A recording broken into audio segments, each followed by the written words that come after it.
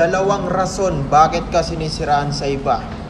Una, may inggit sa'yo. Pangalawa, hindi ka mahigitan. Tanong, bakit kahit naman alam mo sa sarili mo na wala namang dapat ikainggit sa'yo at alam mo sa sarili mo yung limitasyon mo, but still nagagawa ka pa rin siraan sa iba? Sagot, simple lang. Kaya ka nagagawang siraan sa iba dahil hindi sila masaya sa buhay nila.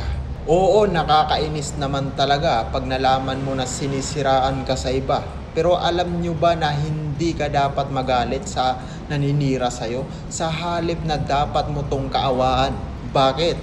Nakakaawa naman talaga yung naninira sa'yo. Kasi sa sobrang desperado na makuha ang atensyon ng tao, nagagawa nitong manira ng kapwa niya.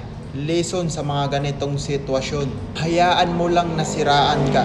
Bakit? Kaya nilagyan ng mata ng Diyos ang mga tao para makita kung ano ang totoo. Nilagyan ng Diyos ng tenga ang mga tao para makinig. Pero ang mga mata natin ang magpapatunay ng katotohanan. Siya nang bahala kung anong karma ang nararapat sa naninira sa'yo. Hindi mo kailangang gumante. Silence is the best revenge.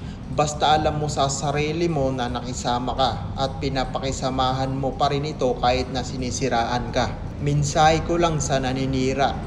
Salamat. Huwag kang mag-alala. Kahit na nalaman ko na ilang beses kang nanira, hindi ako galit sa'yo.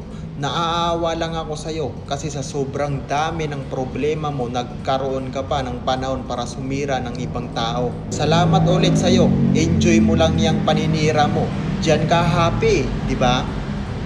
Peace out. Follow me.